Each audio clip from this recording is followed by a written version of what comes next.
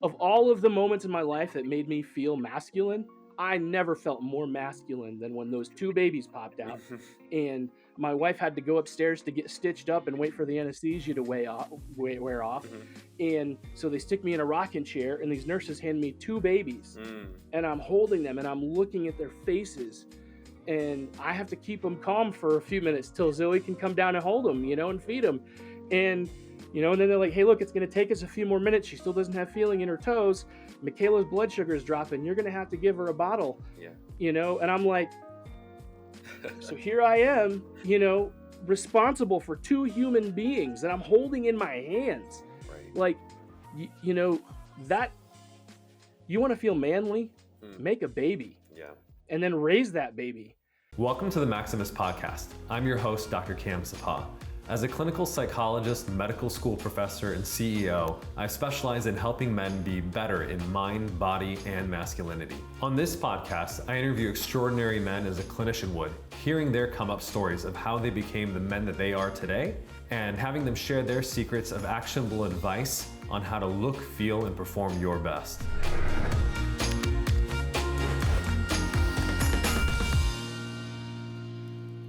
Welcome to the Maximus podcast. This is your host, Dr. Cam Sapa. And today I am very, very excited to have our guest, Josh Hatcher. Josh is a man of many talents, a writer, musician, blogger, and designer. And he also manages a blog called manlyhood.com, which is meant to be a place where men can get advice on masculinity, fatherhood, and can ask a man for advice. Also, Josh posted a very popular blog article detailing how he's able to lose 100 pounds in 1 year. And he's also a singer-songwriter, backyard farmer, and father of 4. So welcome to the Maximus podcast, Josh.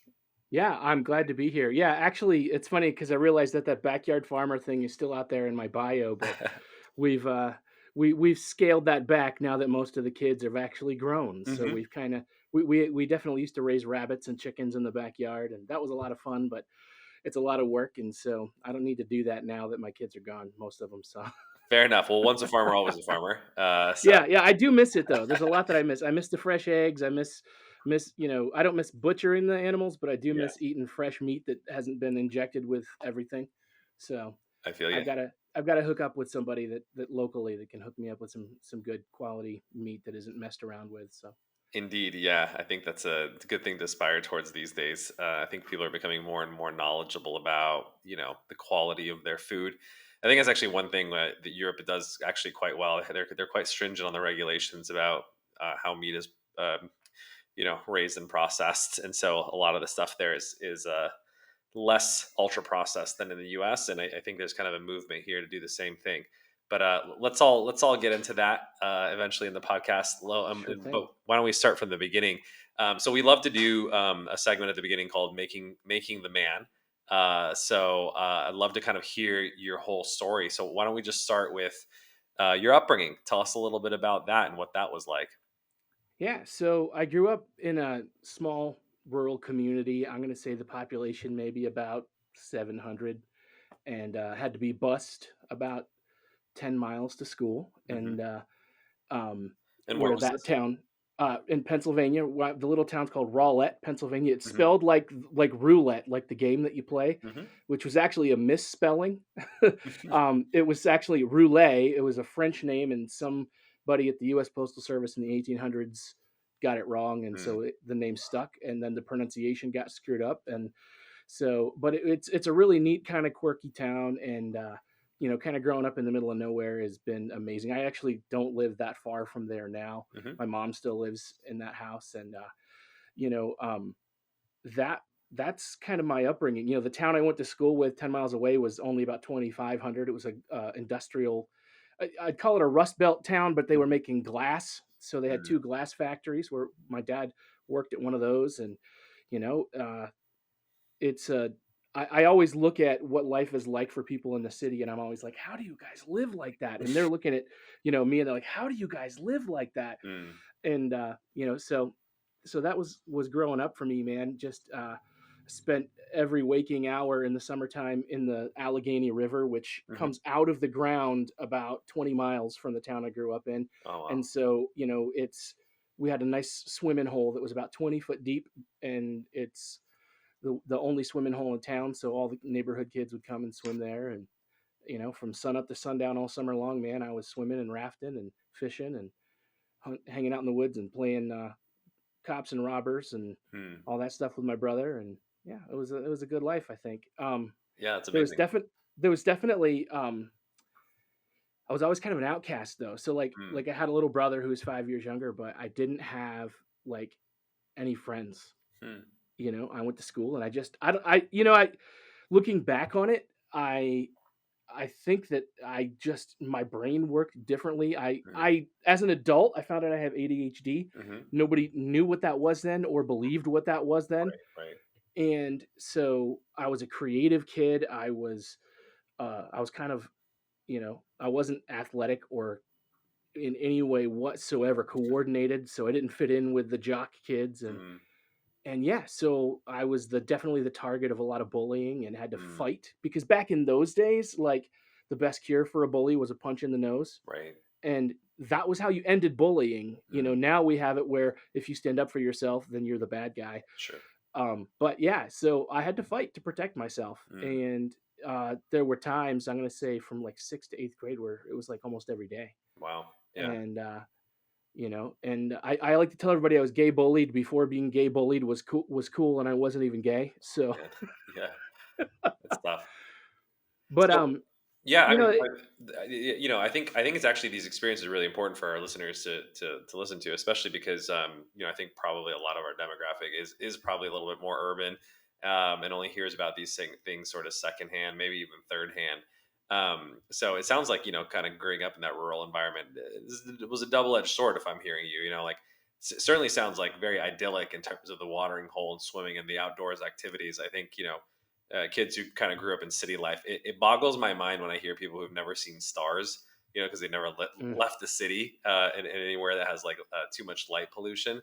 But on the other hand, yeah, it sounds like small town mentality is kind of the downside. So I'm curious how you cope with all that. So in addition to obviously kind of standing up for yourself, uh, you know. How did you sort of cope in terms of maybe a little bit of the outcastedness or social isolation? so it's funny that you mentioned the stars because the town I grew up in, we're right near one of the darkest skies Mm, this on the east of the Mississippi, and so people come from all over the world to look at the stars there. And I remember my dad, who grew up in East St. Louis, always telling me, we'd go somewhere in the evening and come home and it would be dark, and we just wait before we walked in the house. hmm And he'd be like, "Look up," and he said, "Not everybody gets to see this." And you could see mm, the Milky Way, you could see shooting stars, and you could see every plane and satellite in the sky, and every star and everything. And honestly, what I had, the only way that I coped was I had good parents, mm. who loved me. Now, they're not, no parents are perfect, but they were Sure. good parents. I didn't know that it was safe to tell them what I was going through. Maybe it was because for me, home was so safe. I didn't want to bring that world into my Mhm. home, I think. Interesting. Yeah. And at the same time, there were, I look at there was also home was safe, but there was also stuff where it's also not safe in a lot of ways too. Mm. I didn't want to get blamed for things. I didn't want to stir up things. I didn't want to make it unsafe. Right. And so I just kept a lot of that junk to myself and Mhm. absorbed it. Yeah. And and so it was about eighth grade before things really changed for me. I Mhm. grew up in an old fashioned Baptist church, and you Mhm. know 3 times a week we'd go to church and listen to old organ music, and Mhm. and I loved it because the old people were my friends. Yeah. The the old guy that always had candy in his pocket or Mhm. quarters in his pocket that would give you a piece of candy. Now we would think that's creepy. In the city, somebody would think that's creepy. Sure. This was just an old guy that loved kids, and he was Yeah. nice. He was safe. We all knew he was safe, Yeah. and he'd give all the kids a piece of candy every week. Yeah. And um, so that was honestly the community that I grew up in, was just Right. these old people who looked out for me and told me I looked handsome. And the old ladies would be like, "You look so handsome today in your polyester vest, and your clip-on tie." Mhm. And so I had a sense of belonging there, Yeah. and I think that really had a lot to do with shaping me as well. So Yeah. that was important. Absolutely. It reminds me a lot of, some of Robert Bly's work and talking about how the loss of sort of the extended community, the village, if you will, has kind of really been a downside to sort of like modern American culture, right? Because we can only get so much even from our primary families. To your point, like, it sounds like you did have good parents, but maybe they're not aware of the bullying, and so if you're not sort of getting those needs met, um or it's difficult to at least talk about it, then you can get it from other older members of the community, right? Kind of surrogate uncles and aunts, if you will, and it sounds like church was the place to do that, so I'm glad that was certainly an outlet. Yeah, because it in elementary school, school wasn't safe and the teachers weren't safe either. I actually had this gym teacher. This is Mm, stuff I'm still working through, man. sure. Yeah, we I had all this are. gym teacher who it's kindergarten, and you know how you're supposed to be able to like pass certain benchmarks Hmm. before you get into kindergarten, like you're supposed to be able to know your alphabet and be able to tie your shoes and all that. I could do all of it, but I still, dude, I buy elastic shoelaces and I'm 43 years old because I'll tie them and they come untied. Yeah. It's not, my brain doesn't work that way. So I'm in kindergarten, my shoes come untied. I asked him for help. He tied them together, and I went to run, fell down, the blood Oh just went no. flying everywhere when my lip hit the ground, and he would just humiliate and make all the kids laugh at me. And so, Jeez. you know, like, that is kind of this thing. And I think that that's not a rural thing. I think that's everywhere. Yeah. So elementary school was definitely not safe. And Yeah. I didn't feel like I had anybody I could trust anywhere Right. so about eighth grade, I had this music teacher who I think just saw that I had problems. Mm. And he wrote me a hall pass, and it said, and our school was like 7th through 12th grade all in one school, Hmm. Hmm. so that kind of amplifies how much bullying you can get. Sure. Yeah. And he wrote this pass that he says, this isn't dated, anytime you want to come down here to the music room you can. Oh, And wow. that saved my life Wow. because if I didn't have that outlet to go and I could tinker away on the piano or play my saxophone or something, just have a place to go. and Hmm. and he always, so that really made a big difference for me, just having that investment in my life. Totally. Yeah. And it's so interesting. I talk to a lot of men and hear their stories, and so much of a common theme is one or two men who are often not their fathers who play that important um, role. I posted on Twitter. In fact, there's an English soccer star, Ian. I can't remember his last name, but he was talking about how he had a teacher, kind of similar to your story, Mr. Pigden, that he was also kind of a similar, like, kind of little bit of rabble rouser, got into trouble, and he was his kind of mentor. Um, and it's kind of tragic because right now so much arts education is getting cut, like these music programs that you're talking about are being eliminated as not being necessary. But I think people underestimate the psychological role that it plays beyond just obviously like the learning of music, just having a safe space, to your point, and a creative outlet and some place where people can feel a sense of safety and belonging is how do you account for that, you know what I mean? Well, and that was the year too. I had an English teacher, Betty Kelly, and she was, that eighth grade year, you start writing poetry, and she would make us do a journal every day. And I Mm, loved coming into class, and she'd hand me the journal. She would collect them at the end of every class and hand them mm, back out. And every now and then she'd write the assignment on the board every day, what you were supposed to write about. And the mhm, one day she writes, free choice. You could write whatever you want. And I mm, loved that because I would write poetry, and I just started kind of throwing words together, and I'd get it back with red pen. And there'd be corrections mhm, sometimes, like, oh, hey, you missed a comma here, or, you know, the wrong spelling or the wording.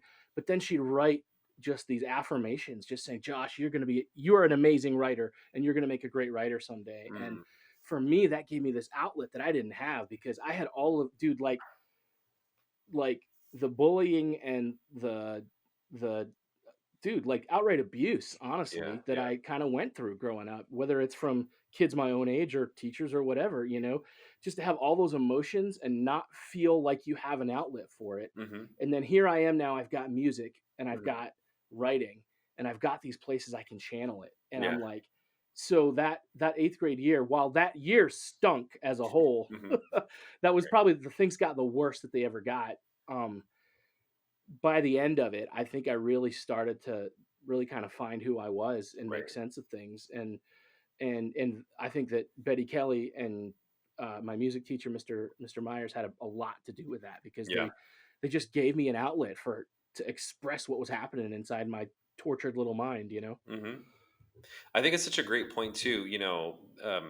As a psychologist, people often come asking for figuring out ways to reduce or eliminate their stress. Unfortunately, a lot of times, at least the external factors that determine stress can't be right. It's like you can't get rid of those people. You can't necessarily change schools. Your work is going to be what it is. Now, obviously, the way that you interpret it can.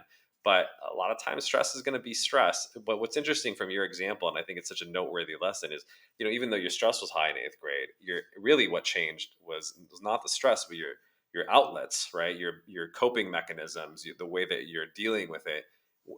Oftentimes our ability to cope is below the stressors, but once it meets or exceeds, the stress that we have, it's like, okay, of course I wouldn't want this stress, but if it's going to be there, I can at least cope with it, or I have a healthy outlet to manage it. Yeah, I actually still do that. I'm my handwriting is horrible, so I like to type it, but I do have a paper journal. We just actually are as a family are kind of going through some tough stuff right now, and Hmm. we went away and got away for a weekend, and I pulled the journal out and got a pen and just wrote out a whole bunch of stuff, and some Yeah. of it's some poetry and some of it's just random thoughts. And I've kind of decided too. I think in the middle of all that, I realized even with my my blog that I write and the things that I write, I tend to write from a place of self help because I'm thinking, how can I help people? Like Hmm. that's something that motivates me, and it really does. Like that's really important to me is making a difference in somebody's life and encouraging them. And I think Absolutely. I just recently have had this revelation where I'm like, how can I do that if I'm just being on the surface and just telling them the information? Like I have to deal with, like I need to just be real. Hmm. I need to be raw. And so I'm kind of shifting my perspective a little bit. And you know what? I don't care if it's marketable. I don't care if Hmm. it's SEO friendly. Like, Right. Right. like if it's going to help one person because I wrote a random rant about the struggles and the things going on in my head, I'm okay with that. Mhm. That's better than trying to, five things that you need to know about being a man. Sure, sure, That, sure. I mean, that's helpful sometimes, but how about we talk about the deep stuff and how about we do it in a way that's raw and real and has some passion in it? So it kind of gives me an outlet to not only express what I'm feeling, but understanding that my pain has purpose, which Absolutely. I think makes my pain a little bit more bearable. For sure. Yeah, and I think there's some great lessons to unpack there. First of all, I think a lot of guys do struggle with talking about their feelings. Now, hopefully, I think that's not an innate to man. I think it's honestly just socialized. I think men have, for instance, sat around a fire and talked about coming back from war and other experiences for a long, long time.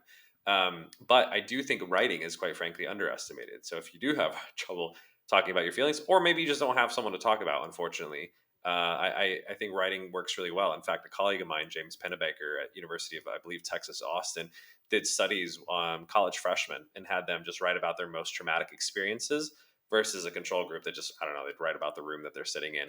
And just even that one experience of writing about their traumas predicted how often they'd go to the doctor for the next year, or they went to the doctor much Hmm. less because almost like the catharsis, the emotional expression of the writing, let something go and probably, enhance their immune system. So we do have some good research that kind of backs exactly what you were talking about in terms of, the power of writing. And it sounds like that was almost the genesis of some of the writing that you do now in terms of the blog.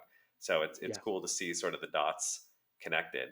I'm curious, in that kind of important year of transition for you in eighth grade, how did Mhm. that, getting into music and writing, how did that translate into now getting into high school and further education?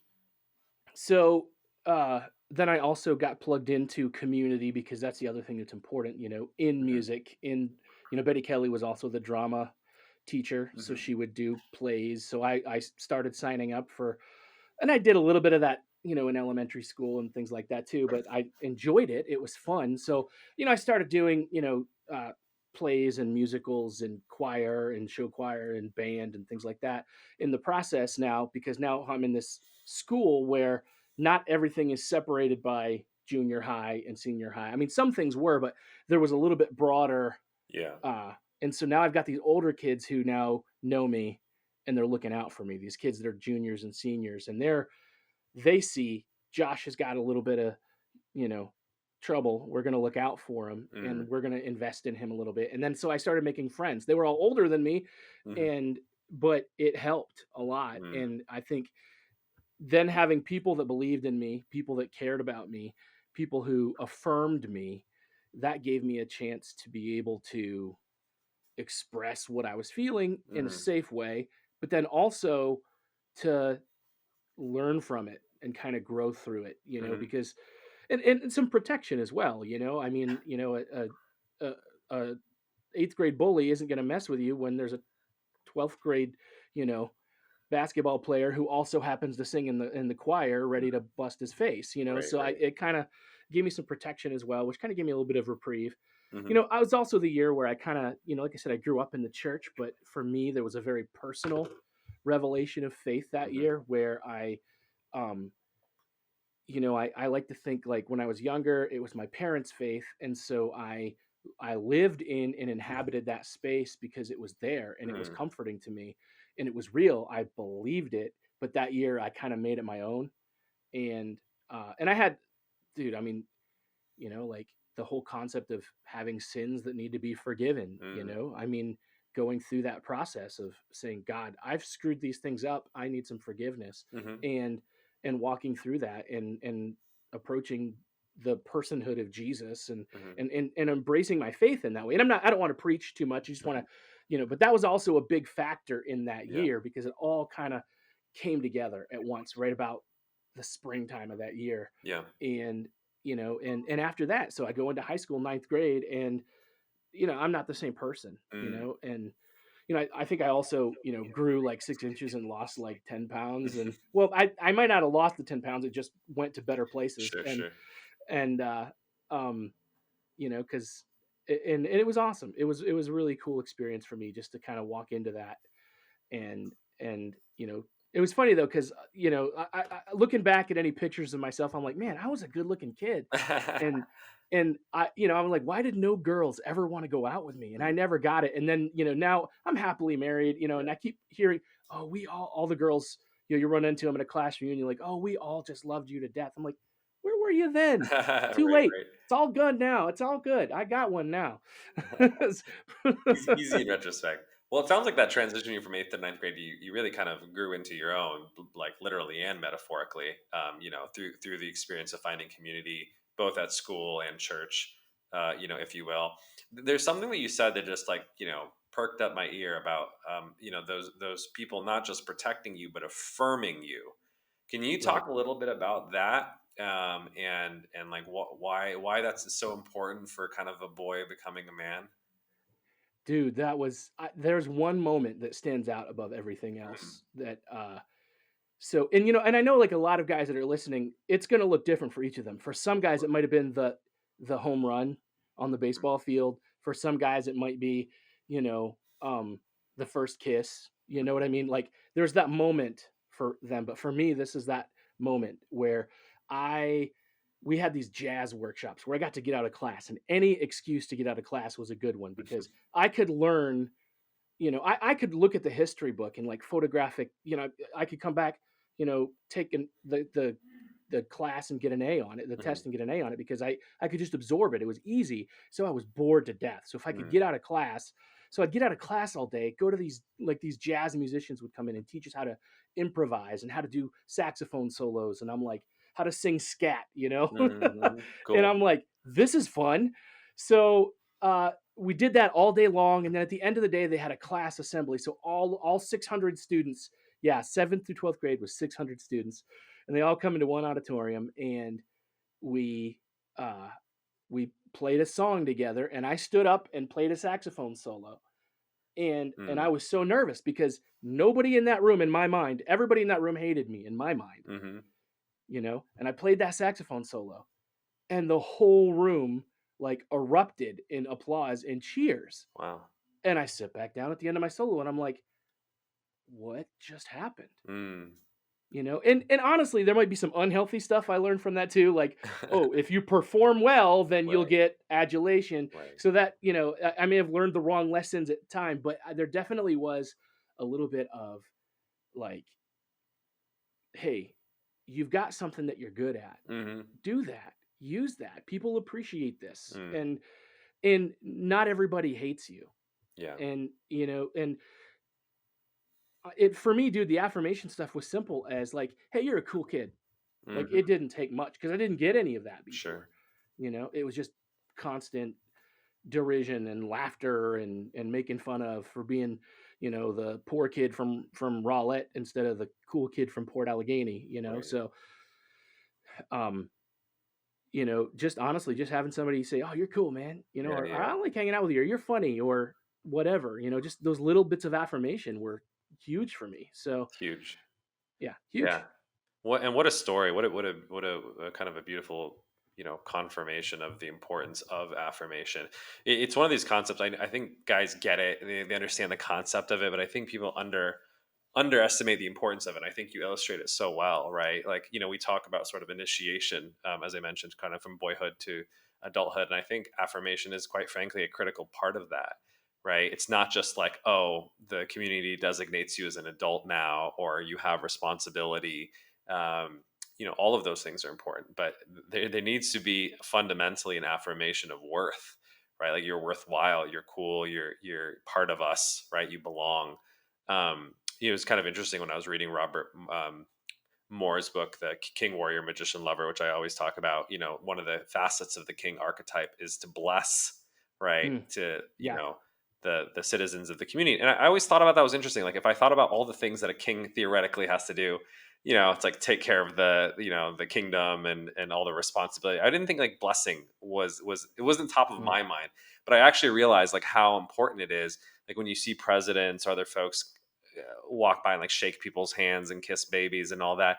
Sure, you could say it's for this political commercial means for doing that, but I actually do think it plays a really important psychological role in like making us feel affirmed and recognized, and whether that's a leader of a community, whether it's your peers or colleagues, as you were saying, whether it's your parents, we need it from somewhere, especially from someone that we look up to.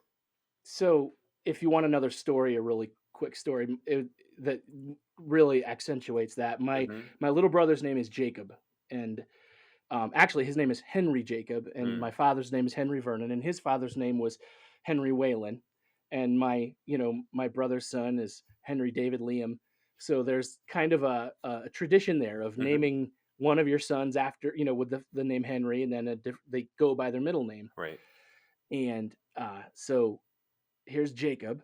And if you know the Bible stories about Jacob, it's kind of interesting because Jacob stole his brother's blessing from Mm, Isaac. mm, And so, there's almost this little bit of an archetype in our family. We kind of joked about it at one point, and obviously we've worked through it over the years. My brother and I are really close, and my dad and I were really close before he mhm, passed too. But my dad loved to do carpentry and do work around the house, and was mhm, always remodeling stuff, and I hated it. I mm, hated it because I had no coordination, mm. and I love it now that I'm an adult, but then I hated it. And so it was time to do something, and he would just ask my little brother. Jake was 3 years old, and he's climbing scaffolding and pulling nails out of the side of the building, and I just like, no, I'm going to go play Atari. I didn't Yeah. want anything to do with that. And um, so like as we got older, dad would just kind of generally gravitate towards Jake for those kind of things because Jake was good at them and he enjoyed doing them, Yeah. and I didn't. So Jake had a special bond with my dad that I didn't. Mm, And I don't think I noticed that it hurt yeah. because I was fine with not having to do that work. You know what Sure, I mean? sure. Yeah. But then here I am, I grow up, I move away to college, I start my life, and now I need help with things. And I have to call my dad all the time because I didn't learn them because I Yeah. didn't do them with him. So dad would come over and he'd help me fix things and try to teach me. And I was pay attention. I was starting to learn them.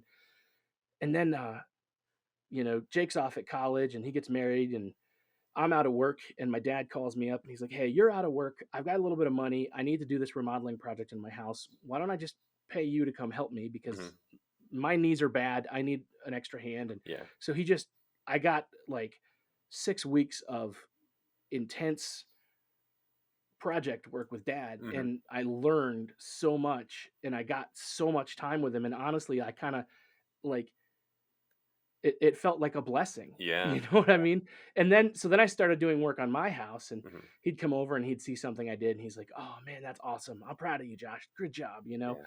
Or I'd even just call him sometimes, where I'd be like, "Hey dad, I had a plumbing leak and I fixed it." And he'd be Hmm. like, "Hey, good for you," you know? And I mean, I still like I would call him all the time and I'll be like, "Dad, I don't know how to fix this problem." And he would be like, "Oh, well, what's," and he would ask me to describe the problem. And all this time I thought he was just answering me. What I didn't realize is that he was actually sitting there Googling it.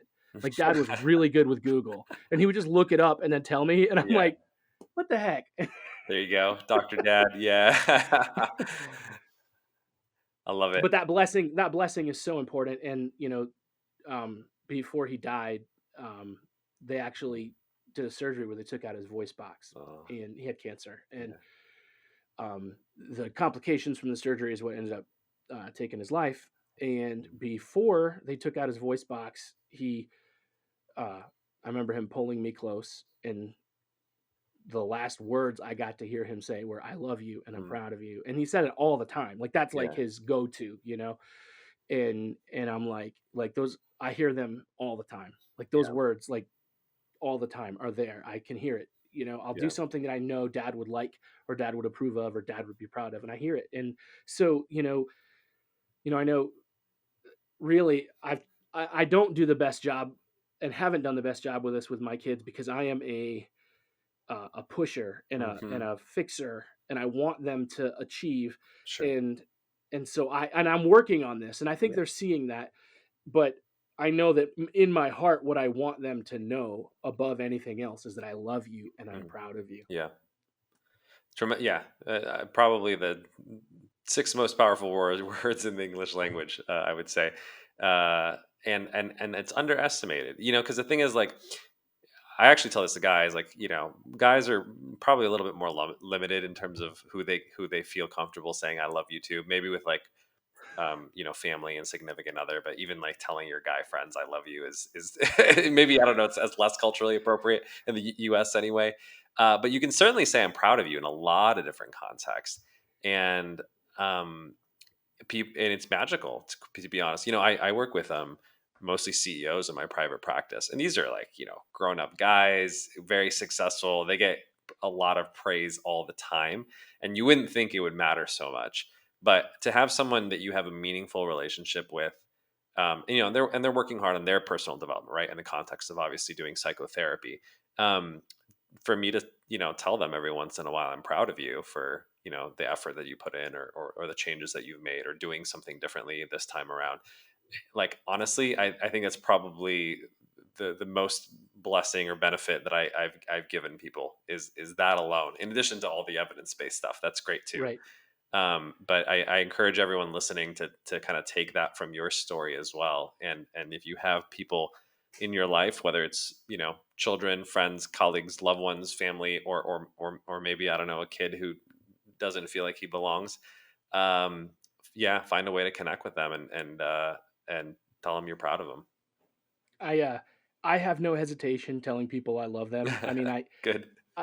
like actually, if you've ever listened to my podcast, the Manlyhood Mancast, I end every episode with "I love you, I care about you, and I'll see you next week." And Love it. so, and it's because I really mean it. Like I really Yeah. do. Like it's just I do. Like I could walk up to a complete stranger, and there's a love for them. Sure. I think it sucks that in English we have one word for love because Yeah. I love pizza and I love my dog and I love my wife. Right. And I just described it the other day like love is like the sun. Like my love for my wife is like right next to the sun burning up hot. My love Mhm. for my kids is like Mercury. My love for some people is like a cloudy day where you can't really see the sun, but it's at least light enough that you can read, Sure. you know. Yeah. But it's still there. And and there's even people that I don't like at all, but I can honestly say that I do love them because I care. Hmm. I Hmm. care about them. I want good things for them. And love is a choice, so it's something you choose to do. You choose to say, okay, I'm going to choose to love you. I'm going to choose to show you that you have value, that you have worth, that Hmm. in you is something good, even if I'm not seeing it right now. Right. Right. Yeah, that's an incredibly valuable lesson too. And yeah, I think perhaps part of our maturity as men is improving our vocabulary and our emotional repertoire, right? In terms of feeling more free to express ourselves, and also to be able to show that love. Because I don't think any guy that I know would actually disagree with what you said, right? In terms of unless they're bitter or hateful and probably need some therapy. But Right. everyone I think, even people we don't like, have worth. And certainly, even if you don't like them, hopefully you wish them that they improve on that and be better in some way. And so you are hoping for something better for them. So I think that's a valuable lesson, and I'm glad even on every single podcast episode you're able to impart that to the world. So you kind of mentioned kind of going off to college, and it sounds like your dad kind of sneakily kind of got you what you needed in terms of taking you on in that project, and kind of teaching maybe remedial carpentry in 6 weeks. Yeah. Tell us a little bit about adulthood. Like, okay, so now you're obviously uh, legally of age. You're kind of going off to college. You're starting to work. Where does that chapter in your life take you? So I'm in college. I meet this wonderful woman, and I'm like, I'm gonna marry this woman. And Mm. so we got married, and Hold on, I gotta, because I I'm like, gotta, I'm I not gotta ask you a waiting. quick question. I always Yeah. ask this to people when they say, how long did it take you to know that the woman that you met is like your future wife, and how did you know? That's a great question. So the moment I saw her, I was struck by how beautiful her neck was. Hmm. Um, she has a great neck, you Yeah. know. And then we started hanging out, and so that was like the very end of August, right? And Okay. then I'm gonna say like I was head over heels for her, but I wasn't admitting it yet. There was a Yeah. long story as to why I wasn't admitting it yet. Sure. October 3rd or 4th, I Two knew that months. I knew I Yeah. was in. And so like as soon as I got up the guts, which was like October 10th, we sit down and I play her a song on my guitar and I tell her, "You're the kind of girl I want to marry," Wow. and she's like, which to me means I want to marry you. Yeah. Yeah. And she says, "Oh, you're the kind of guy I want to marry," which means, okay, yeah, you're okay. Right. But Right. it wasn't long at all after that Yeah. before we were dating, and then we were married that next July 4th. Amazing.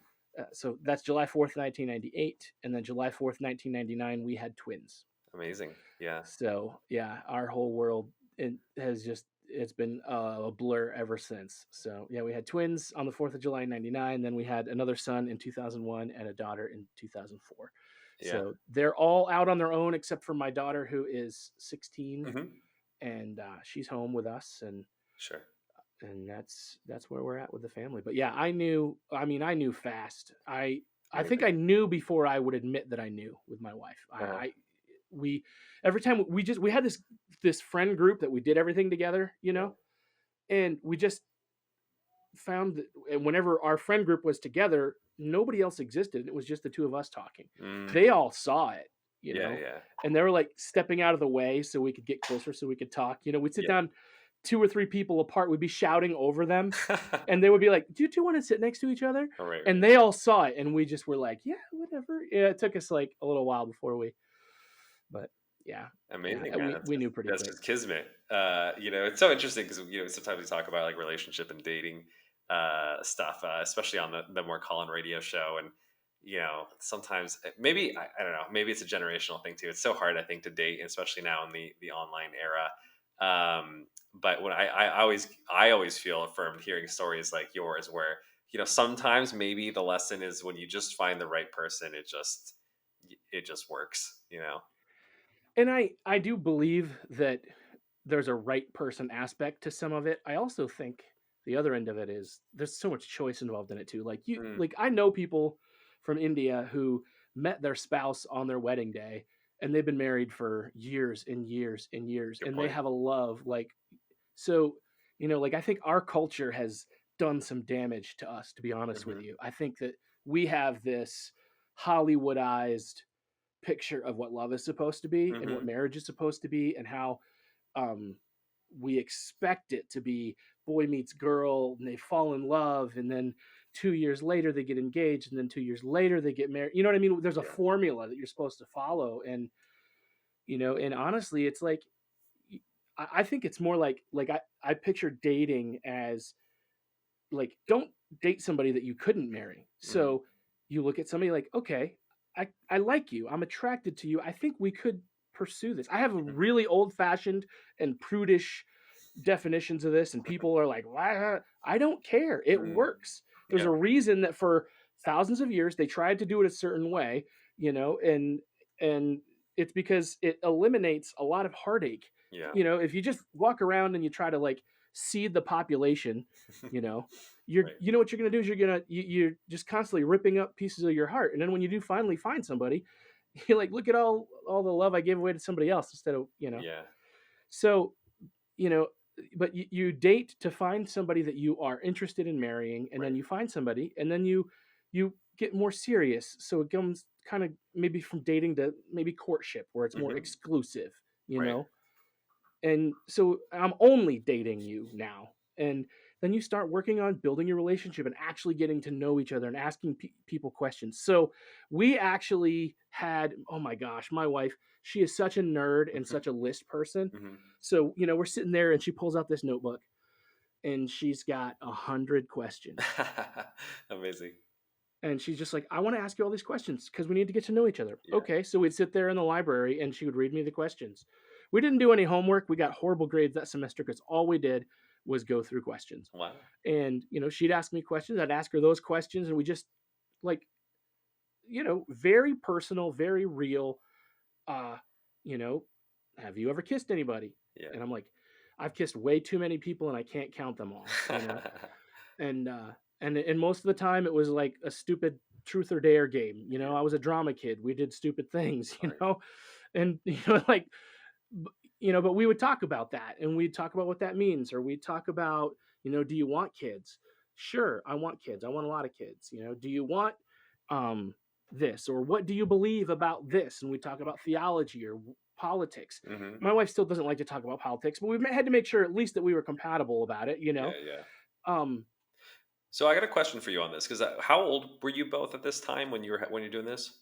She was 18 and I was 19. We Yeah. got married she was still 18 and I had just turned 20. Right. So this is, like 20 something years in the past, right? Hmm. Yeah. So here's my question for you, because I think, first of all, like, how incredibly mature of you both to sit there and, like, kind of, interview almost one another to see if you're on the same page in terms of your values, right? Because I actually think that's very important, and underestimated. I think people weirdly are obsessed with, like, people who have similar interests and hobbies, which I think is, like, not really the same. And plus, if you, men and women generally like different things. I don't expect any woman that I date to be like a bodybuilder, power lifter. Like, as long as you do your own fitness thing, I don't care what it is. Like, if you dance, great. That's how you do it. Just as long as you're keeping healthy and fit, I don't expect you to be in the same stuff I am. But I do think it's important to have similar values. But here's my kind of nuanced question: is, now that you have the 20 years of time, do you think your values at 18, 19 really stay the same? And is that a fair question to be asking people, or have you changed dramatically over time? And I don't know, maybe some of the stuff that you agreed with or disagreed with at 18, 19 is totally different now.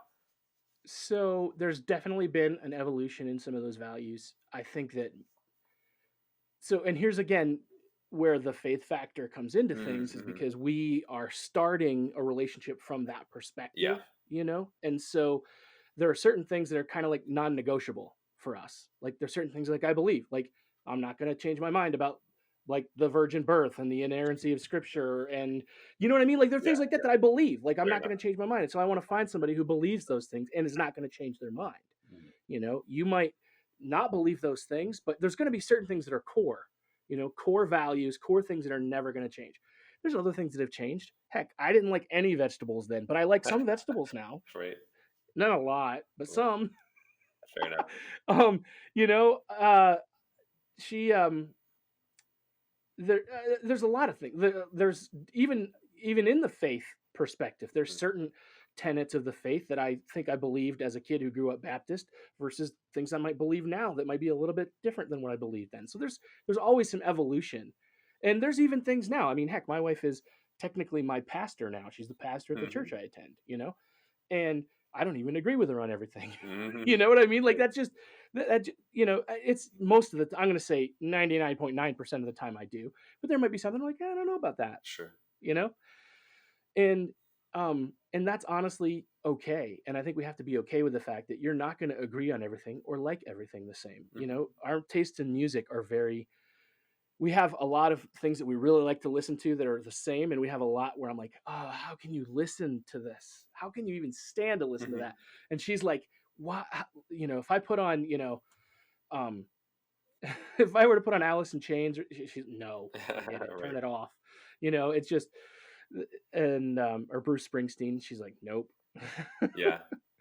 I you think know, some of the challenge that especially like men face today, even when they're willing to ask those hard questions, I find and I hear a lot of like women even throughout their 20s, sometimes into their late 20s, they still don't know the answer to the question of like do you want to have children, which blows my mind because I'm like, especially like what you're doing is quite common one generation ago, which is like, I don't know, when you became an adult, you married, you had a family almost pretty immediately.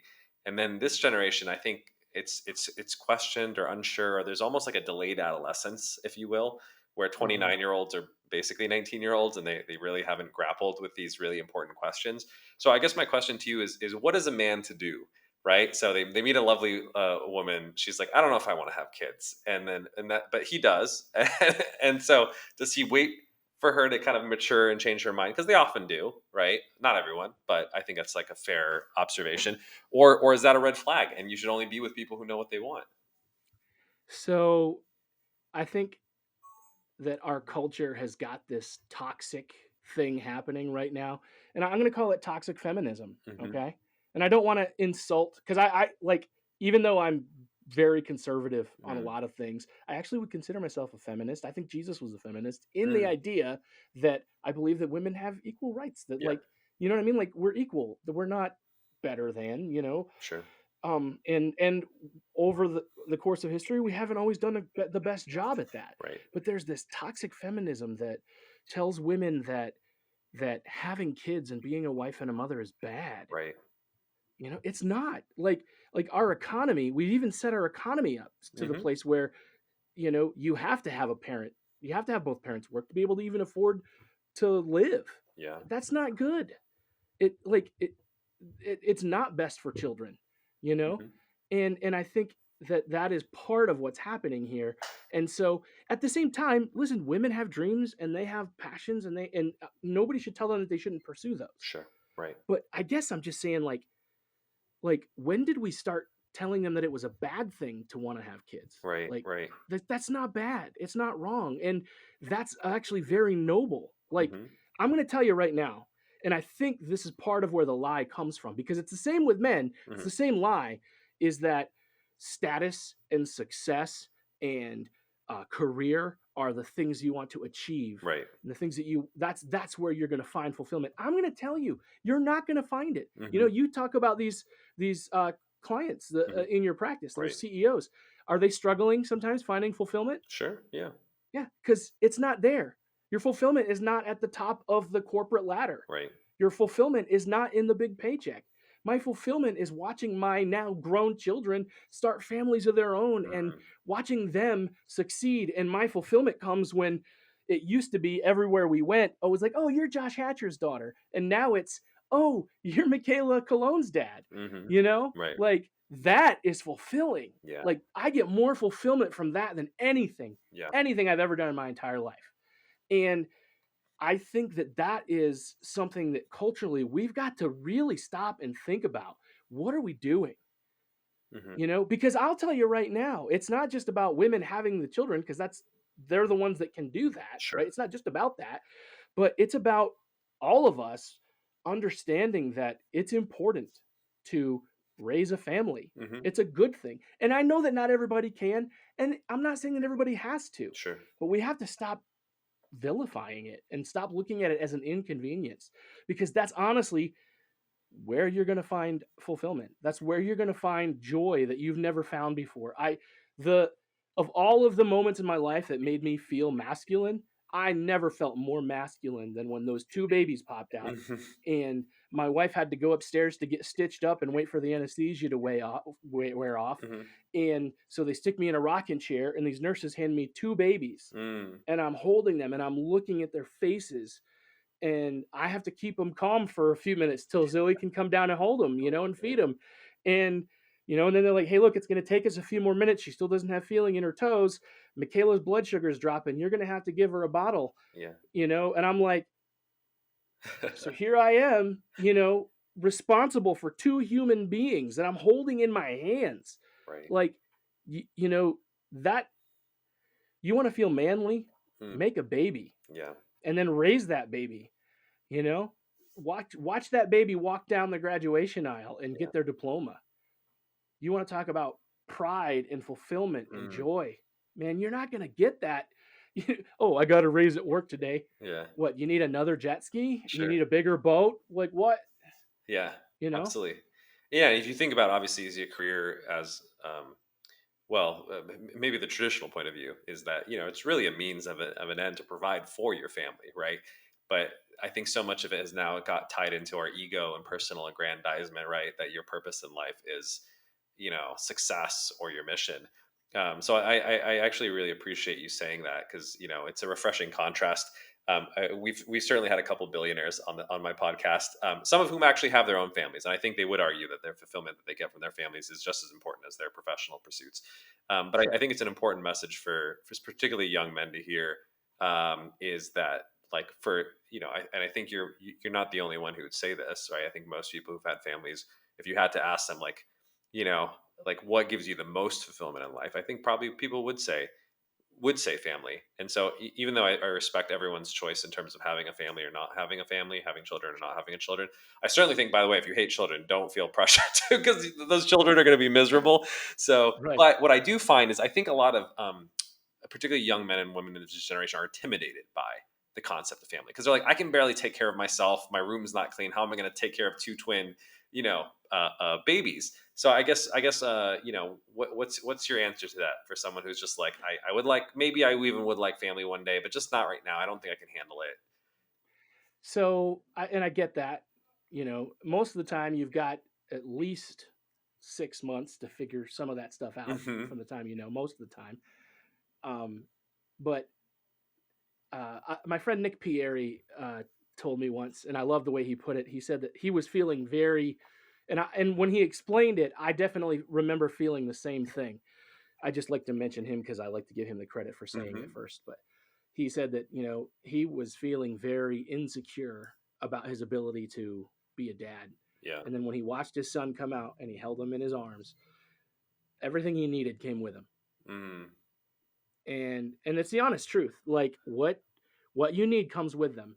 It's invisible, it is spiritual even. Hmm. um and the other end of that is, like, even if you hate kids, you know what, you might end up with one. Yeah. Guess what, you choose to love them, and sometimes Yeah. sometimes you raise kids and you love them more than anything on the world, and you still kind of don't like them sometimes. Sure. And sometimes you get angry at them and sometimes you want to tell them off. Yeah.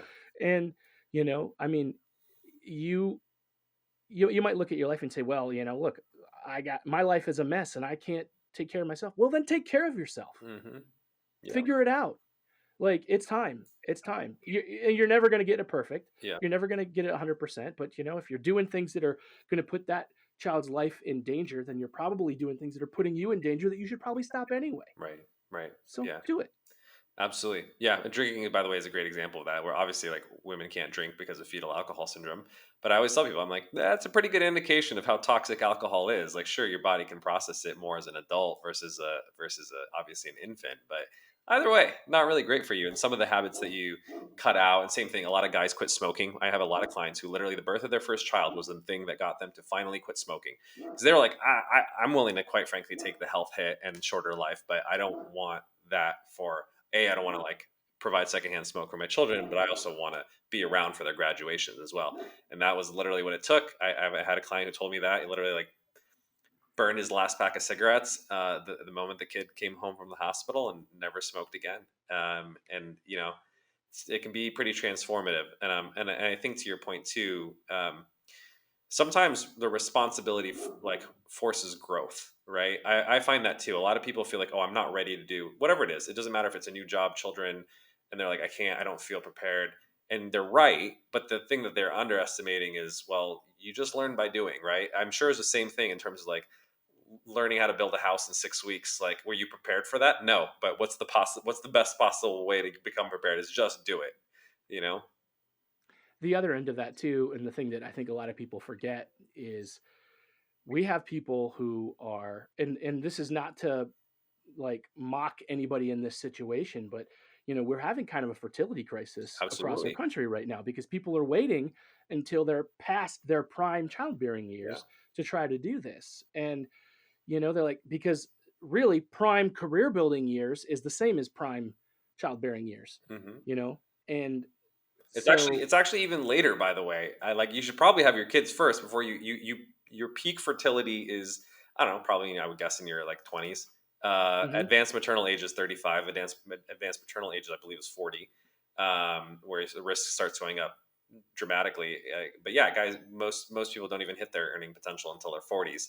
So yeah, in a lot of ways, I always actually espouse. I wish we had a society that allowed actually people to have families while biologically they're most fertile, and then let them go have their careers.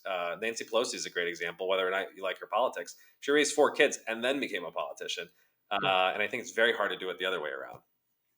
Yeah, I think that it makes sense, well, that's kind of the case with my wife, I mean, we actually homeschooled all 4 kids. Shiloh is the first one that's kind of doing public school now, and she'd waited till she was, a sophomore. They went to homeschool, and it's because school's a lot different than it was. It was bad when I was there, and it's only gotten worse, Yeah. and we're like, we're gonna, your job is to shelter, your job is to protect, Yep. and I, did we do it too much? Maybe, but I want to make sure that they had the best start that they could get. And they did. They had a great start, and they're really smart, and they're really very social, and they're really very bright. So I'm Hmm. really happy with how they turned out. But my wife stayed home to do that. And, Yeah. and now she's starting her career, and, um, and at different times, especially early on, I worked from home. There were times when, if we wanted to just take the day off and go on a field trip and go explore, we could Hmm. go do that. And those days, honestly, were some of the best days. Mm, We'd go to the zoo, or, which for us is a long jaunt because we live in the middle of nowhere. right. But, or we'd go to the park, or we'd just go swimming somewhere, or we'd go, do something just to Hmm. just to have an opportunity to have an experience and build that time together. And I think that one of the things that we said was early on was it would be really wise to have our kids and be young enough to enjoy our grandkids, Yeah. you know because I don't want to be all crippled up and unable to move when my grandkids want to do stuff, Yeah. Yeah, that is fair, and I think yeah, we should share that as an alternative, message to kind of the get your. I think there's so much of, especially in the masculinity, they're like, get your situation right, get your mission first, get your money first before you can go have family. And there is a wisdom to that too. Obviously, like, Sure. you should be able to obviously provide for your family, unquestionably. Um, but these are not as mutually exclusive, I think, sometimes as people say they are. And like I said, it also gives you inspiration, right? Where it's like, okay, if you have mouths to feed, you're going to be on time and you're going to work hard and you're going to do a lot of those things. Versus when you're doing it for yourself, I actually think sometimes like I see a lot of young men struggle because they're not going to go hungry. Let's put it that way, right? Because they either do well enough at work or they have a backup or family that supports them. So they're just like, I'm getting by. What's my motivation to strive any further? Quite frankly, than I do now. And sometimes caring about something beyond yourself. Whether that's mouths to feed or significant other or other people, I actually do think is instrumental in kind of making us a man. Is that you care for other people. One final thing that I just wanted to note that I loved about what you said, and it's a common theme in the conversation that we had, is choosing love.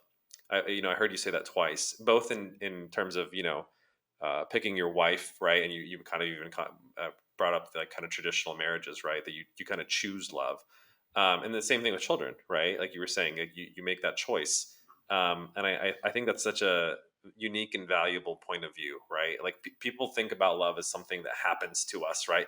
Like you either just like you have the spark of love, you fall in love, and maybe same thing, people fall out of love and want to separate. Versus, I really like your perception of almost you almost describe love as a behavior, right? And when it's a behavior, then it's a choice, right? You can't choose a feeling, right? I always tell this people in ACT when I'm doing therapy, the notion of trying to change your feelings is very difficult, and it often backfires, right? The more you try to suppress a feeling or change a feeling, it often you get more of it. um, and same thing, we even in fact use a metaphor in ACT that, to illustrate this. I was like, if I gave you $1 million, if you could fall in love with the next person that walks by, could you do it? And most people are like, of course not, right? Because who knows if that random person in the hallway is lovable or not? You don't know this person, right? But the way that you describe it, it's like, can I be loving, right? Can I act in the ways that support this person's growth and development, and choose to be a partner with them and choose to stay with them, regardless of, quite frankly, how I feel, within obviously a reasonable degree. Uh, maybe that is a little bit more of a traditional view, but I also think it's one that works pretty well. I think that to and I'm not saying, I'm not trying to judge anybody whose marriage has fallen apart or they feel like they just have nothing left to work with. Sure, sure. I'm not trying to say this judgmentally. So a lot of times I'll have this conversation, people get really ticked at me, and honestly, I don't care, but that's fine. I don't care if I tick people off, as I guess is what my point is. But love is not a hole that you fall in. Hmm. It's not a rock that you fall off of or Yeah. fall out of. It is a choice. It is an action. Yes, there are feelings that come with it Hmm. sometimes, especially at the beginning. But I'm going to tell you, after being married to my wife for as long as I've been married to her, at first those feelings were like super tingly Hmm. and um like warm and Hmm. fuzzy, and like they felt, like brain chemistry wise, it's probably dopamine and oxytocin Yeah, and all yeah. these things just dumping through my body, Right. when I would think about her or when I would see her, and my heart would react and it would literally beat differently, Yeah, yeah. and my stomach would have a feeling in it. All these feelings would flood over my, and you know what? We've been married longer now. And you know what? Sometimes it's still like that. Sure. Sometimes she still takes my breath away. I see her across the room and I'm like, oh, she's gorgeous. And I feel all those feelings. Sometimes I look across the room and I'm like, oh. It's just the honest truth. Sure, Sometimes sure. it feels like that. Sometimes I feel like, why did I get into this? What is wrong with this woman? Yeah. You know?